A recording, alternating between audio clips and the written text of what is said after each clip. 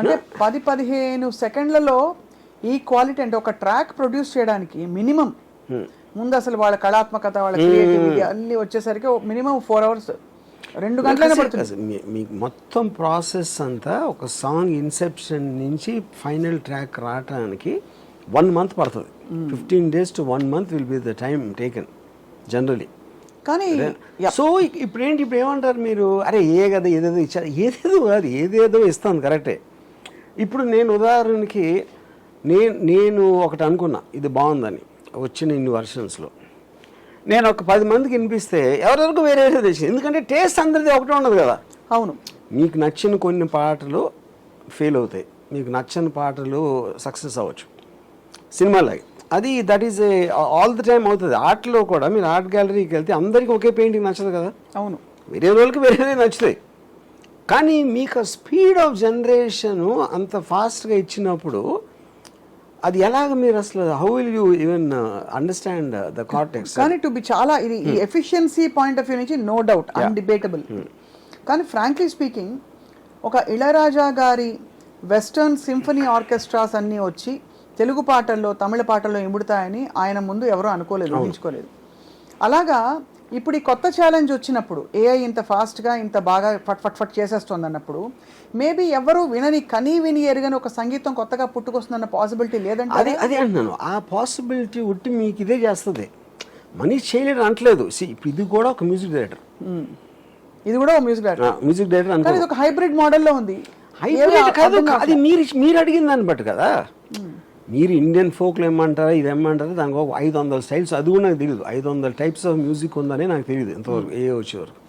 కానీ అప్పుడు మీరు ఇచ్చిన ప్రాంప్ట్ బట్టి చేస్తుంది, అది చేయట్లా. అవును, సపోజ్ మీరు ఇళయరాజా గారు లాంటి పాట కావాలంటే ఇస్తుందా, రాజా సార్ లాంటి పాట? I don't know if you can mention names, ఎందుకంటే that might come under copyright infringement. Sure about అది. ఇప్పుడు కానీ ద పాయింట్ ఏంటంటే ఇది మ్యూజిక్ డైరెక్టర్ ఎలా ఆలోచిస్తారో అలా ఆలోచిస్తుంది. అవును, ఇప్పుడు ఇళయరాజా టైప్లో కావాలి అంటే ఇళయరాజా టైప్ ఏదో స్టైల్ ఉంటుంది కదా, దానికి ఏదో ఇండియన్ ఫోకో లేకపోతే ఏదో what ever Ilaiyaraaja uses, western classical అలాంటి వాడతారు కానీ ఆయన. అప్పుడు మీరు ఇళయరాజా అనుకుంటే వెస్టర్న్ క్లాసికల్ అని ఉన్నది. ఇళయరాజా అనేది మీకు నచ్చిన పాటలు మీ మెమరీలో ఉన్నప్పుడు వచ్చిన లేబుల్ అది. That is not a musical language. అవును, అంటే ఇళయరాజా గారు కూడా చాలా టైప్స్ చేశారు కదా, ఒకే సైడ్ టైప్లో ఏం చేయలేదు. బట్ ఒక థీమ్ కనిపిస్తుంది, ఒక ఫ్లేవర్ కనిపిస్తుంది మోస్ట్లీ. కానీ నేను అదే అంటున్నా, అది టేస్ట్. ఇళయరాజా గారి టేస్ట్ తోటి మీరు అడిగిన టేస్ట్లోంచి వస్తుంది. Same thing happens here also. ఇప్పుడు దానికి టేస్ట్ లేదు. Artificial intelligence doesn't have a preferential music. అదేం చేస్తుంది, మీరు అడిగిన ప్రాంప్ట్కి మీకు ఓపిక ఉన్నన్ని వర్షన్లు 10 సెకండ్లు ఇచ్చేస్తూ ఉంటుంది. దీనికి మీ బుర్ర మరింత పదునుగా ఇదే కాకుండా ఇంకోటి ఏంటంటే, ఇప్పుడు మీకు లిరిక్ ఇప్పుడు ఈ మన తెలుగులో కూడా చేస్తుంది అది. I'm not very well versed with that. ఇప్పుడు ఇంగ్లీష్లో నేను ఒక హుక్ లైన్ ఇచ్చాను అనుకోండి, జస్ట్ ఒక హుక్ లైన్ ఇచ్చి దీని మీద లిరిక్స్ రాయమంటే లిరిక్స్ రాస్తుంది. సాహిత్యము, సంగీతము, గానము, ఆ లిరిక్స్ ఇచ్చేసిన తర్వాత దాన్ని జనరేట్ అంటే మ్యూజిక్ వచ్చేస్తుంది. అప్పుడు ఏంటి, మీకు లిరిక్ రైటర్ పని పోయింది, మొత్తం అందరి పనులు పోయి. అప్పుడు ఏంటి, లిరిక్ సీతారామ శాస్త్రి లాగా రాయగలుగుతుందా అని అడిగారు అనుకోండి క్వశ్చన్. సీతారామ శాస్త్రి కూడా సేమ్ ఇళయరాజా గారి టైప్లో ఆయన పాటలు విని మనం ఫిక్స్ అయిపోయాం ఆయన బ్రాండ్ గురించి. అవునంతే, ఇక్కడ దీనికి బ్రాండ్ లేదు, అది కాపీరైట్ అడగట్లా, అది తీసుకోవట్లేదు. నేను ఫలానా నా పేరు ఏంటి బాగా అని చెప్పట్లేదు. It is giving your device to generate music to your taste. ఎవరైతే వాడుతున్నారో దాన్ని ఆ పర్టిక్యులర్ వ్యక్తి టేస్ట్కి ఇచ్చేస్తాను మ్యూజిక్.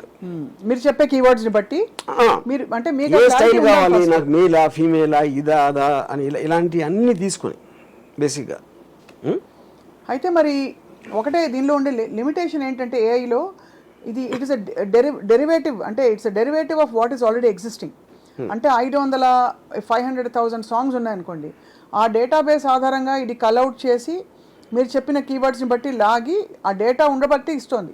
కొత్తగా పుట్టుకొచ్చే ఇప్పుడు అది సేమ్ థింగ్ మనకి. ఇప్పుడు for example mid journey, stable diffusion అనే వాటిలో వాళ్ళు ఫోటోగ్రాఫ్స్, పెయింటింగ్స్ అన్నీ ఫీడ్ చేసి దాని నుంచి వచ్చిందని ఉంది.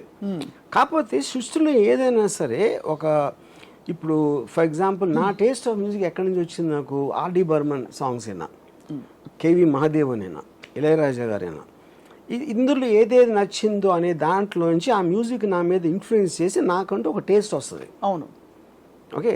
సో అది అన్నిట్లో నుంచి వచ్చింది కదా. ఇప్పుడు వాళ్ళందరికీ నేను ఇప్పుడు వాళ్ళ టేస్ట్ నుంచే నా టేస్ట్ వచ్చింది కాబట్టి వాళ్ళు దే కెన్ క్లెయిమ్. అదొక పాయింట్. రెండోది అడ్వాన్స్మెంట్ ఆఫ్ టెక్నాలజీలో ఎలక్ట్రిసిటీ కనిపెట్టాడు ఒకడు, దాని తర్వాత 50 సంవత్సరాలకి ఏసీ కనిపెట్టాడు ఇంకోడు. అప్పుడు ఏసీ కంపెనీ దగ్గరికి ఫస్ట్ కనిపెట్టినోడు నా ఎలక్ట్రిసిటీ లేకపోతే నీకు ఏసీ ఉండేది కాదు కదా, అందుకని నా వాటర్ నాకు కావాలంటే అది అడ్వాన్స్మెంట్ అయిపోతుంది కదా. సో బేసిక్గా ఇంకోటి ఏంటంటే ఇప్పుడు అది ఎక్కడి నుంచి మనం ఇచ్చిన ప్రాంప్ట్ ఏంటి, ఏమడుగుతున్నాం, అది ఎక్కడి నుంచి తీసుకుంది అని చేసిన వాళ్ళు కూడా తెలియదు. అదే అప్పుడు దాన్ని అది ఏమవుతుందంటే ఒక చాలా సింప్లిస్టిక్ ఎగ్జాంపుల్, మీరు నా దగ్గర ఏదో దొంగలు ఇచ్చారు, ఎవరో మీ దగ్గర ఒక బంగారం లేదు, ఇంకా 500 మంది దగ్గర దొంగలు ఇచ్చి అదంతా మెల్ట్ చేసేసి అది వేరే ఆభరణాలు చేసిండు అంతే. ఆ వేరే ఆభరణాలు చేసి వేరే వాళ్ళు తీసుకుంటున్నారు. అది అప్పుడు నేను నా ఆభరణం ఎక్కడ ఉందో నాకు తెలీదు, దాంట్లోంచి వచ్చేది ఇంటర్లోడ్ నాది అది చెప్పడానికి వీల్లేదు, అది వాళ్ళకి తెలీదు ఎక్కడి నుంచి వచ్చిందని. ఇప్పుడు ఇది కొత్త టెక్నాలజీ కాబట్టి దానికి సంబంధించిన లాస్ కూడా లేవు అబ్సల్యూట్గా. ఇప్పుడు ప్రతి మనిషి మీకున్న నాలెడ్జ్ మొత్తం కూడా ఏదో బుక్కో ఎవడో ఏదో అన్నాడు, లేకపోతే ఇది ఎక్కడో చూశారు, ఏదో ఒక సోర్స్ నుంచి వస్తుంది కదా మీకు వచ్చిన నాలెడ్జ్, ఐక్యూ లెవెల్ కానీ everything is a sum total of what you gathered over a period of time.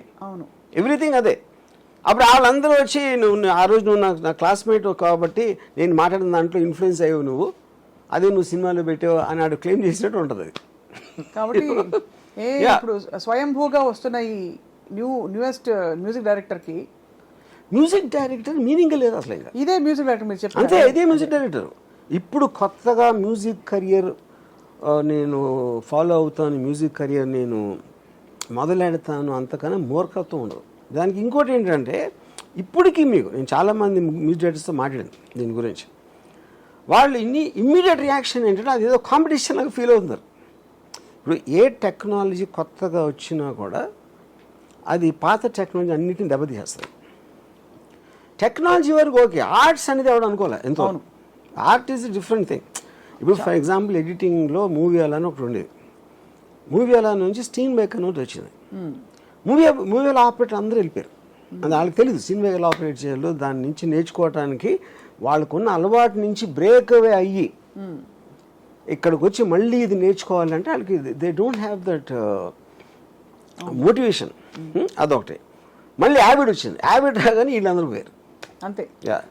ఇంకా ముందు వెనక్కి వెళ్తే ఇప్పుడు సమురాయ్ వారియర్స్ ఉండేవారు జపాన్లో, వాళ్ళు ఆల్మోస్ట్ 12 years ప్రాక్టీస్ చేశారు, రోజుకి 12 hours 15 hours.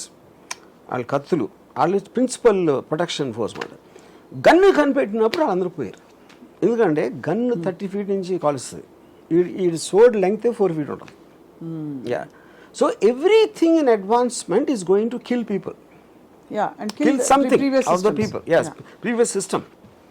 సో దాంట్లో భాగంగానే అది ఇప్పుడు మ్యూజిక్లోకి వచ్చి మ్యూజిక్ జనరేట్ చేసి పాట క్రియేట్ చేస్తుందంటే అసలు అది అన్ఇమాజిన్. అంటే ఆల్మోస్ట్ విట్లాచార్య సినిమాలో అది. ఇప్పుడు నాకు ఒక even 1 year back 6 months back ఎవరన్నా చెప్పినా నేను బిలీవ్ చేసి ఉండేది ఇలాంటిది అవ్వచ్చు. Rapid. You can generate voices of dead singers, లేకపోతే మీరు మీ వాయిస్ ఫీడ్ చేస్తే మీతో పాటు చేస్తుంది. అండ్ అది సెకండ్స్లో. సో ఇప్పుడు నేను ఒక సాంగ్ చేయాలంటే ఒక మ్యూజిక్ డైరెక్టర్ దగ్గరికి వెళ్ళి అతను పిలిచి నీకు ఎప్పుడు టైం ఉంది అతను రమ్మని చెప్పు, నేను అక్కడికి వెళ్ళు, సిట్టింగ్ వేయాలి ముందు, సిట్టింగ్ వెళ్ళి మాట్లాడి ఏం చేస్తున్నారు, వాడికి టైం ఉందా లేదా, వాడెంత బిజీ, అన్నీ చూసుకునే బదులు నేను పొద్దున్న కాఫీ తాగుతా 5-6 పాటలు చేసేస్తే నా టేస్ట్కి అది దట్ మైట్ నాట్ వర్క్. మీకు ఇచ్చాలంటే మామూలు నాకు ఇచ్చాలి కదా, ఎవరికైనా అది ఇచ్చాలి కదా. మ్యూజిక్ డైరెక్టరు ఇప్పుడు మ్యూజిక్ డైరెక్టర్ చేసినప్పుడు అన్ని హిట్ అవ్వవు కదా, కొన్ని హిట్ అవుతాయి. ద పాయింట్ ఏంటంటే ఎవరైతే అడుగుతున్నారో వాడి టేస్ట్కి తగినట్టు ఇవ్వగలిగితే ఇంక మ్యూజిక్ డైరెక్టర్ ఎక్కడ పాయింట్ అక్కడ